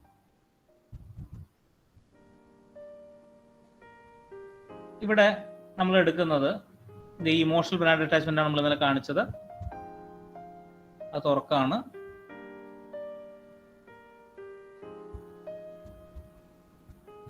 തുറന്നതിന് ശേഷം നമ്മൾ അതിന്റെ ഇതിലേക്ക് പോവാം. ലിറ്ററേച്ചർ റിവ്യൂവിനെ കുറിച്ച് ഞാൻ ഇന്നലെ കാണിച്ചു തന്നിരുന്നു, എങ്ങനെയാണ് അവർ ചെയ്തതെന്നുള്ളത്. ബ്രാൻഡ് സാറ്റിസ്ഫാക്ഷനെ കുറിച്ച് മാത്രം തീമാറ്റിക് റിവ്യൂ, അത് കഴിഞ്ഞ് ഇമോഷണൽ ബ്രാൻഡ് അറ്റാച്ച്മെന്റിനെ കുറിച്ച് തീമാറ്റിക് റിവ്യൂ, അത് കഴിഞ്ഞ് ബ്രാൻഡ് ലവിനെ കുറിച്ചിട്ടുള്ള തീമാറ്റിക് റിവ്യൂ, ബ്രാൻഡ് ലോയൽറ്റിയെ കുറിച്ചിട്ടുള്ള തീമാറ്റിക് റിവ്യൂ. അങ്ങനെയൊക്കെ ചെയ്തിട്ടാണ് അവർ പ്രോബ്ലത്തിൽ കൃത്യമായിട്ട് എല്ലാ കാര്യങ്ങളും പറഞ്ഞിട്ടുള്ളത്. എന്നിട്ട് മോഡൽ പറഞ്ഞു, ബ്രാൻഡ് സാറ്റിസ്ഫാക്ഷൻ അതൊക്കെ തമ്മിലുള്ള കണക്ഷൻ എടുത്തിട്ട് they draw a chart. This is their conceptual model. Emotional brand attachment, brand satisfaction leading to emotional brand attachment, brand attachment leading to brand loyalty, brand satisfaction leading to brand love, mediating to brand loyalty, brand satisfaction to brand loyalty, direct effect. അപ്പോൾ ഒരു mediating എഫക്റ്റും കൂടി അവിടെ check ചെയ്തിട്ടുണ്ട്. Mediating എന്ന് വെച്ച് കഴിഞ്ഞാൽ രണ്ട് വേരിയബിൾക്ക് ഇടയിൽ ഒരു വേരിയബിൾ വരച്ചു വെക്കുകയാണെങ്കിൽ, അതിന് ഇൻഫ്ലുവൻസ് പഠിക്കുകയാണെങ്കിൽ, അത് മെട്രിക് വേരിയബിൾ ആണെങ്കിൽ അതിനാണ് മീഡിയേറ്റിംഗ് എഫക്ട് എന്ന് പറയുന്നത്. അത് കാറ്റഗറിക്കലാണെങ്കിൽ നമ്മൾ അതിനെ മോഡറേറ്റിംഗ് എന്നാണ് വിളിക്കുന്നത്. ഇൻഡയറക്റ്റ് ഇൻഫ്ലുവൻസ് ആയിരിക്കും അവിടെ വരിക. അതൊന്നും നിങ്ങൾ ആവശ്യമില്ല കേട്ടോ, PG പ്രോജക്റ്റിന് അത്രയ്ക്കൊന്നും ആവശ്യമൊന്നുമില്ല. നിങ്ങൾ വായിച്ച് പഠിക്കുക, കൂടുതൽ വായിച്ച് പഠിക്കുക, അത്രേ ഉള്ളൂ. PG പ്രോജക്റ്റിന് ഇത് ബേസിക് ഹൈപ്പോത്തസിസ് ആയിട്ട് ചെയ്യാവുന്നതേ ഉള്ളൂ, നോർമൽ ഹൈപ്പോത്തസിസ് ആയിട്ട് ചെയ്യാവുന്നേ ഉള്ളൂ. സാറ്റിസ്ഫാക്ഷനിൽ നിന്ന് ലോയൽറ്റി എങ്ങനെ ഉണ്ടാവുന്നു, അല്ലെങ്കിൽ ബ്രാൻഡ് ലവിൽ നിന്ന് ലോയൽറ്റി ഉണ്ടാവുന്നുണ്ടോ, അങ്ങനെയുള്ള കാര്യങ്ങളാണ് നമ്മൾ പഠിക്കുക. ഇതിൽ ഏതാണ് ഏറ്റവും സ്ട്രോങ്ങർ എന്നൊക്കെ നമുക്ക് PG പ്രോജക്റ്റിൽ തന്നെ പഠിക്കാം. ഇങ്ങനെ ചെയ്ത് കഴിയുമ്പോൾ ഇവരുടെ വേരിയബിളൊക്കെ കണ്ടല്ലോ. എനിക്ക് ഇതിന്റെ ക്വസ്റ്റ്യർ ഉപയോഗിക്കണം എന്നാണെങ്കിൽ ഏറ്റവും താഴത്തേക്ക് വരിക, ഇങ്ങനെയുള്ള നല്ല ഓതേഴ്സ് ഒന്നുകിൽ മെത്തഡോളജി പോർഷനിൽ അല്ലെങ്കിൽ ഏറ്റവും അവസാനം പറഞ്ഞിട്ടുണ്ടാവും അവരുടെ ക്വസ്റ്റ്യർ എന്തൊക്കെയായിരുന്നു. They have given their scale items, appendix. Brand satisfaction 6 സ്റ്റേറ്റ്മെന്റിലൂടെ മെഷർ ചെയ്തു. 6 സ്റ്റേറ്റ്മെന്റ്സ് എവിടെ നിന്ന് എടുത്തു? 2 ഓതേഴ്സിന്റെ പേര് അവർ പറഞ്ഞിട്ടുണ്ട്. അവരുണ്ടാക്കിയതൊന്നുമല്ല അവർ സമ്മതിച്ചിട്ടുണ്ട്. അതാണ് മര്യാദ. അവര് ഇന്ന ആൾക്കാരെ കയ്യിൽ നിന്ന് എടുത്തതാണെന്ന് പറഞ്ഞിട്ടുണ്ട്. ഇമോഷണൽ ബ്രാൻഡ് അറ്റാച്ച്മെന്റ് അതും അഡാപ്റ്റഡ് ബൈ അഗെയിൻ 2 ഓതേഴ്സിന്റെ പേരൊക്കെ പറഞ്ഞിട്ടുണ്ട്. 5 സ്റ്റേറ്റ്മെന്റ്സ് ഉണ്ട്. ബ്രാൻഡ് ലവ് അതും അഗെയിൻ ഒരു 5 സ്റ്റേറ്റ്മെന്റ്സ് പറഞ്ഞിട്ടുണ്ട്. അതിൽ നിന്ന് അഡോപ്റ്റ് ചെയ്തിട്ടാണ് ഉപയോഗിച്ചിട്ടുള്ളത്. 5 അല്ല 8 സ്റ്റേറ്റ്മെന്റ്സ് ഉണ്ട് കേട്ടോ. Brand loyalty 4 statement. ഇത്രയും കാര്യങ്ങൾ അതിലുണ്ടാവും. അപ്പൊ ഇത്തരത്തില് once you get into your topic, search for literature and search for scale items. ചോദ്യങ്ങൾ കണ്ടുപിടിക്കുക. ഇപ്പൊ ഞാൻ നേരത്തെ കണ്ടുപിടിച്ച ആ സെലിബ്രിറ്റി എൻഡോഴ്സ്മെന്റ് എന്ന് പറഞ്ഞ സാധനം ഞാൻ കണ്ടുപിടിച്ച എവിടെ നിന്നാണെന്നറിയോ? Handbook of marketing scales എന്ന് പറഞ്ഞിട്ട് സെയ്ജ് പബ്ലിഷേഴ്സിന്റെ ഒരു പുസ്തകമുണ്ട്, അതിലുള്ളതാണ്. മാർക്കറ്റിംഗ് റിലേറ്റഡ് ആയിട്ടുള്ള ഒരുപാട് സ്കെയിലുകൾ അതിലുണ്ട്. So you can use it. Hand book of marketing scales. ഇത്തരത്തിലുള്ള ഡാറ്റ ഒരുപാട് അവൈലബിൾ ആണ്. Please read it. പിന്നെ ഒരു വെബ്സൈറ്റ് നേരത്തെ ഉണ്ടായിരുന്നു, അതിപ്പോ വർക്കിംഗ് അല്ല. ആ ഡൊമൈൻ ഇപ്പോൾ ഫെയിലിയർ ആയി. managementscales.com എന്ന് പറഞ്ഞിട്ട് വെബ്സൈറ്റ് തന്നെ ഉണ്ടായിരുന്നു. നമുക്ക് ഏത് വിഷയത്തെ കുറിച്ചിട്ടാണ് പഠിക്കാൻ, ഇപ്പൊ ബ്രാൻഡ് ലോയൽറ്റി പഠിക്കണം, ബ്രാൻഡ് ലോയൽറ്റി എന്ന് അടിച്ചു കൊടുത്തു കഴിഞ്ഞാൽ അതിന്റെ സ്കെയിൽസ് 3-4 കാണിച്ചു തരുമായിരുന്നു. അങ്ങനെ ഒരു വെബ്സൈറ്റ് ഉണ്ടായിരുന്നു, അത് ആരൊക്കെയോ ചേർത്ത് കൂട്ടിച്ചു. നല്ലൊരു വെബ്സൈറ്റ് ആയിരുന്നു. അപ്പൊ എനിവേ യു ക്യാൻ, അതൊരു എളുപ്പപ്പണിയാണ്. പകരം എന്ത് ചെയ്യണം? ആർട്ടിക്കിൾ വായിക്കുക, get into open source documents and read maximum good articles. അങ്ങനെ നിങ്ങൾക്ക് ഇത് ചെയ്യാം. ഇനി വേറെ ഒരു ഉദാഹരണം കാണിക്കാനാണെങ്കിൽ, ഇതിപ്പോ ഞാൻ എൻ്റെ സ്റ്റുഡൻറ്റിനൊപ്പം ചെയ്തൊരു പേപ്പറാണ്, antecedents of financial wellbeing among salaried individuals. ഞങ്ങൾ ഒരു എക്സിസ്റ്റിംഗ് മോഡൽ അഡാപ്റ്റ് ചെയ്യുകയാണ് ചെയ്തത്. This is the model adopted from Chatterjee എന്ന് പറയുന്ന ഓത്തറുടെ നമ്മൾ കാണിച്ചു. ഫിനാൻഷ്യൽ വെൽബീയിങ്ങിനെ ബാധിക്കുന്ന 4 ഘടകങ്ങളുണ്ടെന്ന് അവിടെ കാണിച്ചു. ഈ 4 ഘടകങ്ങളുടെയും ബേസിലാണ് നമ്മൾ ക്വസ്റ്റ്യൻ. ഇദ്ദേഹത്തിന്റെ മോഡൽ തന്നെ നമ്മൾ അതേപടി സ്കെയിൽ ഐറ്റംസ് അഡോപ്റ്റ് ചെയ്തിട്ടാണ് ചെയ്തത്. അപ്പൊ നമ്മുടെ ഉത്തരവാദിത്വം എന്ന് പറയുന്നത് ഇത്രയേ ഉള്ളൂ. You are to find topic and frame this conceptual model first, then start collecting scale items. ഈ ഓരോന്നും എന്താണ്? കൺസ്ട്രക്റ്റുകളാണ്. ഇൻകം സെക്യൂരിറ്റി ഒരു കൺസ്ട്രക്റ്റ് ആണ്. ഒവേർട്ട് മെറ്റീരിയലിസം ഒരു കൺസ്ട്രക്റ്റ് ആണ്, സോഷ്യൽ കമ്പാരിസൺ ഒരു കൺസ്ട്രക്റ്റ് ആണ്, നോൺ മെറ്റീരിയലിസ്റ്റിക് വാല്യൂസ് ഒരു കൺസ്ട്രക്റ്റ് ആണ്. ഇതിനൊക്കെ എങ്ങനെ മെഷർ ചെയ്യും? അതിനാണ് ലിറ്ററേച്ചറിൽ നിന്ന് സ്കെയിൽ ഐറ്റം എടുക്കാൻ പറഞ്ഞത്. പിന്നെ ഞാൻ ഇന്നലെ പറഞ്ഞുണ്ടായി ടെക്നോളജി അക്സെപ്റ്റൻസ് മോഡൽ എന്നൊക്കെ പറയുണ്ടായി. അത് ഒരുപാട് പേര് ചെയ്തു വെച്ചിട്ടുള്ള മോഡലാണ്. ഒരുപാട് പേര്, 1-2 പേരൊന്നുമല്ല, ഒരുപാട് പേര് ചെയ്തു വെച്ചിട്ടുള്ള മോഡലാണ്. So let us try. അത് വേറെ എൻ്റെ കയ്യിൽ ഉണ്ടെങ്കിൽ I will just show it to you. Chalakudy, yes. Switching intention. I want buying intention.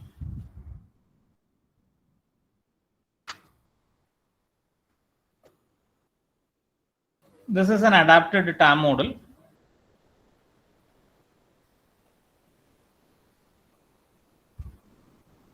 സ്റ്റുഡൻറ്റിനൊപ്പം ചെയ്ത പ്രോജക്റ്റ് തന്നെയാണ് ഇത്. നമ്മൾ ഇവിടെ ടാമില്, റിയൽ ടാമില് ഇവിടെ സ്വിച്ചിങ് ഇന്റൻഷൻ പകരം ബൈയിങ് ഇന്റൻഷൻ ആയിരിക്കും മാത്രം. ബിഹേവിയറൽ ഇന്റൻഷൻ ആയിരിക്കും ഇവിടെ വരാന്ന് മാത്രമേ ഉള്ളൂ. അപ്പൊ perceived usefulness, perceived ease of use, ഈ 2 കാര്യങ്ങളാണ് നമ്മളൊരു പുതിയ സാധനത്തിന് നമ്മൾ ഉപയോഗിക്കാൻ പ്രേരിപ്പിക്കുന്നത്. പെർസീവ്ഡ് യൂസ്ഫുൾനെസ്സും പെർസീവ്ഡ് ഈസ് ഓഫ് യൂസും. ഇതൊക്കെ പണ്ടെപ്പോഴോ ഉണ്ടാക്കി വെച്ചിട്ടുള്ള ഒരു സ്കെയിലാണ്, ഇപ്പോഴും ഉപയോഗിക്കാൻ ഒരു കുഴപ്പമില്ല. അപ്പോൾ for a project level you can directly adapt the existing questionnaires and do it. Work പുതിയതായിരിക്കണം, അത്രയേ ഉള്ളൂ. And add new models. According to doctor Ravanan sir, അദ്ദേഹം പറയുന്നത് സെമ്മിൽ ഓൾറെഡി എക്സിസ്റ്റിംഗ് ഉള്ള തിയറി ഒരു മോഡൽ എടുത്തിട്ട് അതിൽ നിന്ന് ഒരു വേരിയബിൾ കുറച്ച് കഴിഞ്ഞാൽ അത് നിങ്ങളുടെ മോഡൽ ആവില്ല, അത് പഴയ മോഡൽ തന്നെയാണ്. പക്ഷെ നിങ്ങൾ ഒരു 1-2 വേരിയബിൾ കൂട്ടിക്കഴിഞ്ഞാൽ അത് നിങ്ങളുടെ മോഡലാണ്. So add more variables, add more construct into it, make your models and prepare more beautiful questionnaires. And later we will deal how to deal with ബാക്കിയുള്ള കാര്യങ്ങൾ, that is reliability, normality. These things we will discuss tomorrow. So I am concluding my session for today. Thank you for listening and open for queries. Suresh sir, link ഇട്ട് കൊടുത്തേക്കണേ. Yes sir, meeting link ഇട്ടിട്ടുണ്ട്. Sorry, certificate link ഇട്ടിട്ടുണ്ട്. എല്ലാവരും പെട്ടെന്ന് തന്നെ fill ചെയ്യേണ്ടതാണ്. നിങ്ങൾക്ക് നിങ്ങളുടെ doubts raise ചെയ്യാവുന്നതാണ്. അതിൻ്റെ ആൻസേഴ്സ് സാറ് പറഞ്ഞു തരും.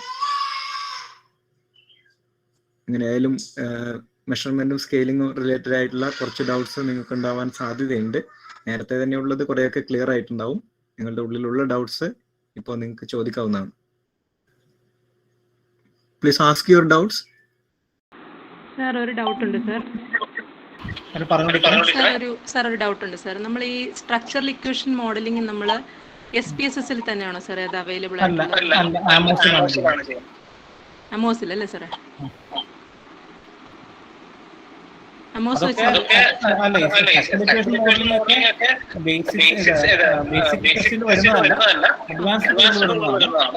അപ്പോ നമ്മൾ പറഞ്ഞ ആവശ്യമില്ല. അതായത് ഒന്നിലധികം വരുമ്പോഴാണ് പിന്നെ ഈ പറഞ്ഞ അതില് അതിൽ യൂസ് ചെയ്യുന്നത് അമോസിൽ നമ്മൾ കൺസ്ട്രക്ട് ചെയ്യണം അല്ലേ സാറേ? അതെ. Okay sir, thank U. വേറെ ആരെങ്കിലും? സാർ, ഞാനൊരു ഡൗട്ട് ചോദിച്ചോട്ടെ സാർ. സാർ, നമ്മൾ സ്ട്രക്ചറൽ ഇക്വേഷൻ മോഡലിംഗ് ചെയ്യുമ്പോൾ നമ്മൾ ക്വസ്റ്റ്യനിൽ നമ്മൾ ഏത് രീതിയിലായിരിക്കും നമ്മൾ ക്വസ്റ്റ്യൻസ് കൺസ്ട്രക്ട് ചെയ്യുന്നത്? ഈ ലിക്കർട്ട് സ്കെയിൽ വെച്ചിട്ട് 5 പോയിന്റ് സ്കെയിലിൽ ആയിരിക്കും ക്വസ്റ്റ്യൻസ് ഫ്രെയിം ചെയ്യുന്നത്. ഇപ്പൊ ഒരു കൺസ്ട്രക്റ്റിന്റെ കീഴിൽ ഇത്ര നമ്പർ ഓഫ് വേരിയബിൾസ് അങ്ങനെ ഐഡന്റിഫൈ ചെയ്തിട്ടാണോ സാർ? അല്ല, അത് നമ്മൾ EFA ആദ്യം നമ്മൾ പൊതുവെ ഞാൻ അതിലേക്കൊന്നും നമ്മൾ പോകുന്നില്ല. ഇത് ഒരു എലിമെന്ററി വർക്ക്ഷോപ്പ് ആണ്. എന്നാലും ചോദ്യത്തിന് ഉത്തരം പറയാം. നമ്മൾ ചെയ്യുന്നത് ആദ്യം ഒരു ഈ പറഞ്ഞ പോലെ മൊത്തത്തിൽ ഒരു ഈ സെലിബ്രിറ്റി എൻഡോഴ്സ്മെന്റിനെ കുറിച്ച് മൊത്തം അതേപടി ഒരു ലിസ്റ്റ് നമ്മളായിട്ട് ഉണ്ടാക്കുകയാണെങ്കിൽ we will be doing an EFA, exploratory factor analysis ചെയ്യും ആദ്യം. എന്നിട്ട് ഏതൊക്കെ വേരിയബിൾസ് ആണ് അതിന്റെ ഡയമെൻഷൻ നമ്മൾ തീരുമാനിക്കുകയാണ് ചെയ്യുന്നത്. ഒരു മെത്തേഡ്, അത് പ്രിൻസിപ്പൽ കോമ്പണന്റ് അനാലിസിസ് ഏതെങ്കിലും ഒരു മെത്തേഡ് ഉപയോഗിച്ചിട്ടാണ് ചെയ്യാം. അല്ലെങ്കിൽ ഇപ്പൊ നമ്മൾ ചെയ്യുന്ന മെത്തേഡ് എന്താണ്? ഓൾറെഡി ഉണ്ടാക്കി വെച്ചിട്ടുള്ള സാധനം അതേപടി ഇങ്ങനെ എടുക്കുകയാണ്. അങ്ങനെ എടുക്കുമ്പോൾ നമുക്ക് EFI ചെയ്ത് അത് ഓക്കെ ആണെന്ന് മാത്രം നോക്കിയാൽ മതി. But we will not be renaming it, will be keeping it as such. അതേപോലെ തന്നെ ഉപയോഗിക്കാം, അതും തെറ്റൊന്നുമില്ല, കുഴപ്പമില്ല. പക്ഷേ അതിനുശേഷം CFI ചെയ്ത് നോക്കും, കൺഫർമേറ്ററി ഫാക്ടർ അനാലിസിസ് ചെയ്ത് നോക്കി എല്ലാം ലോഡിംഗ് ഓക്കെ ആണെങ്കിൽ മാത്രമേ we go to SEM, path അനാലിസിലേക്ക് അപ്പോഴേ പോകുള്ളൂ. Thank you sir. നമ്മുടെ ഈ ഒരു ഡാറ്റ നമുക്ക് കിട്ടിക്കഴിഞ്ഞാൽ ഇത് ഏത് സ്കെയിലിംഗ് അല്ലെങ്കിൽ ഏത് മെത്തേഡാണ് ഇത്തരത്തിലുള്ള ഒരു ഡാറ്റ അതായത് കളക്ട് ചെയ്യുന്നതിന് വേണ്ടിയിട്ട് നമുക്ക് ഈ ഒരു റിസർച്ചിന് ഏറ്റവും ബെസ്റ്റ് സ്യൂട്ടബിൾ ആയിട്ടുള്ള മെത്തേഡ് ഇതാണ്, ഏത് സ്കെയിലിംഗ് ആണ്, അങ്ങനെ നമുക്ക് പെട്ടെന്ന് ഐഡന്റിഫൈ ചെയ്യാൻ പറ്റുന്ന വല്ല രീതിയുണ്ടോ? അങ്ങനെ അല്ല, ഡേറ്റയുടെ എലിജിബിലിറ്റി ആണ്. ഓരോ തരം ഡാറ്റയ്ക്ക് ഓരോ തരം ടൂളുകൾ ഉപയോഗിക്കാമെന്ന് പറയും. ഒന്ന്, അതിനാണ് ഞാൻ റിവ്യൂവിന്റെ സമയത്ത് തന്നെ പറഞ്ഞത് ദ മെത്തേഡ് യൂസ്ഡ്, അതവിടെ പഠിക്കാൻ പറഞ്ഞത്. എന്തൊക്കെ ടെസ്റ്റ് അവിടെ ടൂൾ ചെയ്തു എന്നുള്ളത് റിവ്യൂ ചെയ്യാൻ പറഞ്ഞിട്ടുണ്ടായിരുന്നു. അപ്പൊ ഫോർ എക്സാമ്പിൾ ചില വിഷയങ്ങൾ പഠിക്കുമ്പോൾ ഏറ്റവും കൂടുതൽ ആൾക്കാർ ഉപയോഗിക്കുന്ന സെമ്മായിരിക്കും. അപ്പൊ നമ്മള് ഒരു കാര്യമില്ലെങ്കിലും സെമ്മ എന്ന് പറഞ്ഞൊരു ശീലം ഇപ്പൊ എത്തിയിട്ടുണ്ട്, ആൾക്കാർ എത്തിയിട്ടുണ്ട്. അത് പലപ്പോഴും സെം എലിജിബിൾ ആവാറില്ല. ഡാറ്റ എന്താ പറയണേ മോഡിഫൈ ചെയ്തിട്ടാണ് പലപ്പോഴും നമ്മൾ സെമ്മിലേക്ക് എത്തിക്കുന്നത്. അത് ഒരു നല്ല മെത്തേഡാണെന്ന് എനിക്ക് ഒരിക്കലും തോന്നിയിട്ടുമില്ല. പക്ഷേ അതിന് ഡാറ്റയുടെ സ്വഭാവം അനുസരിച്ചിട്ട് ഡിഫൈൻ ചെയ്യപ്പെടുന്ന വേറെ ടൂളുകളുണ്ട്. അതിപ്പോ ലോജിസ്റ്റിക് റിഗ്രഷൻ ആയിരിക്കാം, അല്ലെങ്കിൽ മറ്റ് ഓരോ ടൂളുകളായിരിക്കാം, നോർമൽ റിഗ്രഷനോ ലോജിസ്റ്റിക് റിഗ്രഷനോ, അങ്ങനെ ഓരോ ടൂളും ഉണ്ട്. ഡാറ്റയുടെ സ്വഭാവം അനുസരിച്ചിട്ടാണ് ടൂൾ ഉണ്ടാവുന്നത്. ഒരു മെത്തേഡ്. ഇനി അതല്ല, നമ്മൾ ആദ്യം തീരുമാനിക്കുകയാണ് എനിക്ക് ഇന്ന മെത്തേഡാണ് ചെയ്യാനുള്ളത് എന്ന് എന്റെ മനസ്സിലുള്ളതാണെങ്കിൽ അതിനനുസരിച്ച് ഡാറ്റ ഉണ്ടാക്കിയാൽ മതി, ഡാറ്റയുടെ സ്ട്രക്ചർ ഉണ്ടാക്കിയാൽ മതി. അങ്ങനെ നമ്മള് സവാള നീളത്തിൽ വരെയും വട്ടത്തിൽ വരെയും, അത് ഓരോ ഡിഷ് ഉണ്ടാക്കാനല്ലേ. അതേപോലെ ഇവിടെയും പർപ്പസ് എന്താണ്? രണ്ട് സംഭവം സവാള തന്നെയാണ്, ഡാറ്റ ഒന്ന് തന്നെയാണ്. The way in which it is collected is different. അത് നമ്മൾ ആദ്യം തീരുമാനിക്കണം എന്താണ് ചെയ്യാൻ പോകുന്നതെന്ന്. അതെ, നമ്മൾ ഈ 9 പോയിന്റ് സ്കെയിൽ, ഈ ലിക്കർഡ് സ്കെയിലിൽ തന്നെ 5.7 ഉണ്ട്, 9 ഉണ്ട്. 9 ഒക്കെ വരുന്നതോറും നോർമാലിറ്റി കിട്ടാനുള്ള സാധ്യത വളരെ കൂടുതലാണ്. പക്ഷേ കുഴപ്പം എന്താ വെച്ച് കഴിഞ്ഞാൽ നമ്മുടെ ഈ മൊബൈൽ ഫോണിലൊക്കെ ക്വസ്റ്റനെയർ കൊടുക്കുമ്പോൾ 5 പോയിന്റ് കൂടുതലൊക്കെ ആണെങ്കിൽ ആൾക്കാർക്ക് കാണാൻ പറ്റില്ല സ്ക്രീനിൽ. അപ്പോൾ ആൻസർ കിട്ടാൻ ബുദ്ധിമുട്ടാണ്, അവർക്ക് ഒരുപാട് ബുദ്ധിമുട്ടുണ്ടാക്കുക. ഓക്കെ. ഈ ഷെഡ്യൂളിങ്ങിലൂടെ data scheduling questionnaire no problem. Scheduling questionnaire ആകെ വ്യത്യാസമുള്ളത് എന്താ? ആര് ഫില്ല് ചെയ്യുന്നു എന്നുള്ളതിൽ മാത്രമല്ലേ വ്യത്യാസമുള്ളൂ. Structure remains the same. അത് എന്യൂമറേറ്റർ ഫില്ല് ചെയ്യുന്നു എന്നുള്ളതിൽ മാത്രമേ ആ ഒരു വ്യത്യാസമുള്ളൂ. അത് മാത്രമേ പ്രാക്ടിക്കലി അത് മാത്രമല്ലേ വ്യത്യാസമുള്ളൂ. Okay sir, thank you sir. വേറെ ആരെങ്കിലും ഡൗട്ട്സ് ഉണ്ടെങ്കിൽ പെട്ടെന്ന് ചോദിക്കാം കേട്ടോ. നമുക്ക്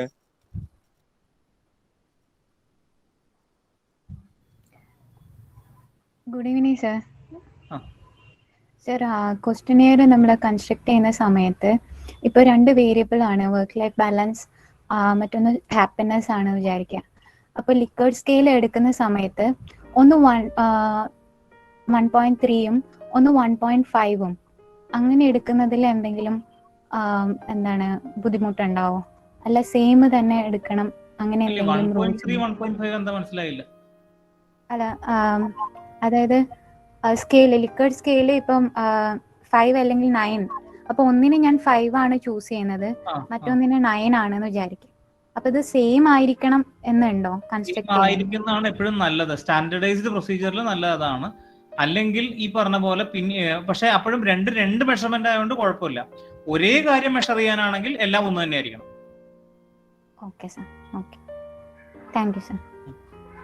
നിങ്ങളുടെ സംശയം ചോദിക്കാനുള്ള അവസരം പരമാവധി ഉപയോഗപ്പെടുത്തുക. കാരണം ഇത്തരത്തിലുള്ള നമ്മളൊരു റിസോഴ്സ് പേഴ്സണെ നമുക്ക് നമ്മുടെ മുമ്പിൽ അവൈലബിൾ ആണ്. ആ ഒരു അവസരം നിങ്ങൾ ഉപയോഗിക്കുക.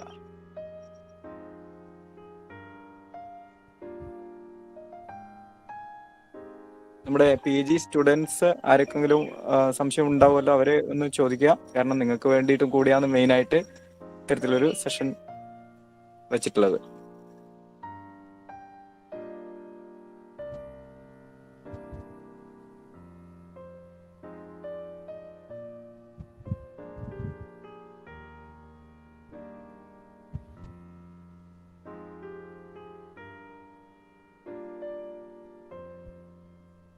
സർ,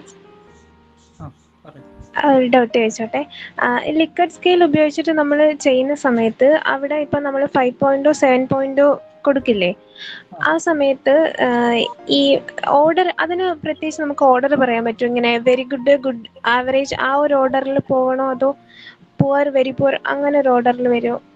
അതാണ് ഞാനിപ്പോ കാണിച്ചു തന്നത്. ഒരു സ്ലൈഡ് നിങ്ങളോട് സ്ക്രീൻഷോട്ട് എടുക്കാൻ പറഞ്ഞിരുന്നു, പല വാക്കുകൾ ഉപയോഗിക്കുന്ന രീതിയിൽ. അപ്പൊ അത് ഏറ്റവും പോസിറ്റീവ് ആയിട്ടുള്ളതിന് 5 എന്ന് തന്നെ കൊടുക്കുക. കാര്യം 3 മീത്തേക്കാണെങ്കിൽ നല്ലത് എന്നൊരു അർത്ഥം അവിടെ ഓട്ടോമാറ്റിക്കലി വന്നു.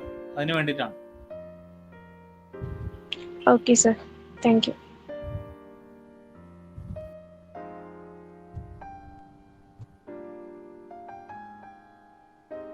അപ്പോഴേ ഇങ്ങനെ സൈലന്റ് ആയിട്ടിരിക്കല്ല, ആൾക്കാർ സംശയം ചോദിക്കാനില്ലെങ്കിൽ നമുക്ക് അടുത്ത സെഷനിലേക്ക് പോവാം. മീൻസ് നന്ദി അറിയിക്കുന്ന സെഷനിലേക്ക് പോവാം. സംശയം ആർക്കും ഇല്ല എങ്കിൽ പെട്ടെന്ന് പറയാം. എല്ലാവർക്കും ഓക്കെ ആണോ? കാരണം നമുക്ക് ഒരുപാട് സമയം വെറുതെ സൈലൻസ് ആയിട്ട് കളയേണ്ട ആവശ്യമില്ല എന്നുള്ളതുകൊണ്ട്.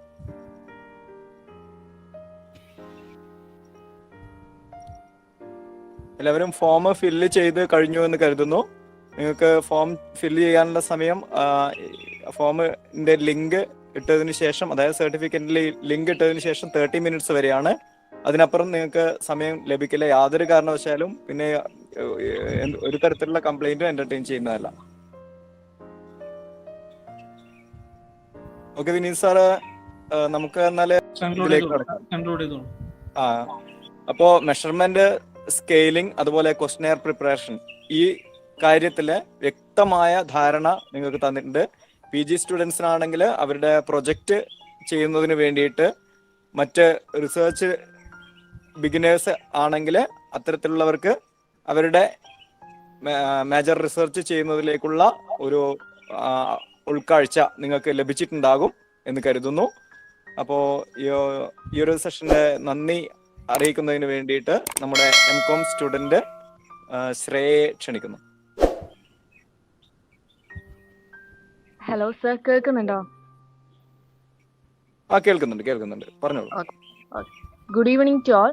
Respected Dr. Vineet KM sir, the resource person and coordinator Suresh sir,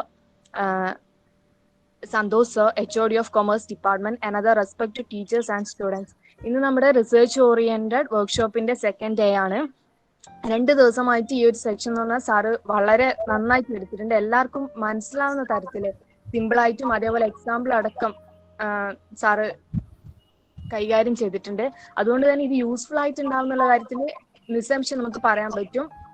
അതേപോലെ എല്ലാവരുടെയും ഡൗട്ട്സും ഒക്കെ ക്ലിയർ ചെയ്തിട്ട് നന്നായിട്ടാണ് സാറ് ഈ സെഷൻ കൈകാര്യം ചെയ്തിട്ടുള്ളത്. വെരി ഇൻഫോർമേറ്റീവ് ആയിരുന്നു.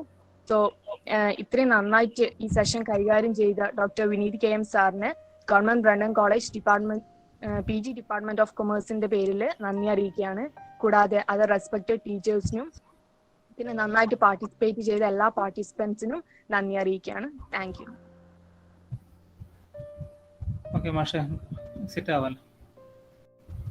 ഓക്കെ സാർ, അപ്പോ നമ്മുടെ സെഷൻ മനോഹരമാക്കിയതിന് ഒരിക്കൽ കൂടി നന്ദി.